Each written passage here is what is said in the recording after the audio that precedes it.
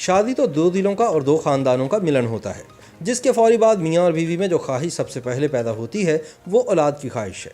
Pakistani showbiz industry में तो कुछ ऐसी अदाकाराएँ भी हैं जिन्होंने शादी ही इसलिए की कि इन्हें नन्हे मुन्ने बच्चे बहुत अच्छे लगते हैं। हंसती मुस्कुराती अदाकारा सारा खान ने जब आगा अली से शादी का इरादा किया था, तब भी उनकी खुशी का एक बड़ा मकसद ये था कि वो एक नन्हे मुन्ने और प्यारे से बच्चे के साथ खेल सके। एक टीवी शो में उन्होंने बताया कि मुझे शादी का बहुत शौक है और बच्चों का तो बहुत ही ज़्यादा शौक है।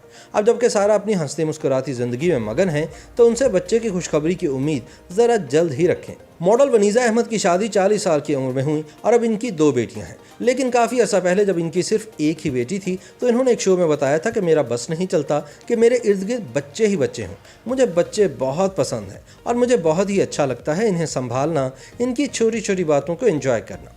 वनीज़ा की सौतेली बहन एक कार हादसे में वफात पा गई थी, लेकिन इनके करीबी सभी लोग जानते हैं कि उम्र का वाज़े फ़र्क होने की वजह से वनीज़ा इन्हें भी अपने बच्चों की तरह ही लेकर चलती थी। अदाकारा और मेज़बान सनम बलोच के करीबी साथी इस बात से अच्छी तरह वाकिफ़ हैं कि सनम बलोच बच्चों की कितनी दीवानी है और वो अपनी बहन की बेटियों और बेटे पर फिदा थी। सनम को बच्चों को संभालना खूब आता है और अक्सर लोगों का कहना है कि अब्दुल्ला फ़रज से शादी ना चलने की एक वजह यह भी थी कि इस जोड़े में बच्चों की कमी थी।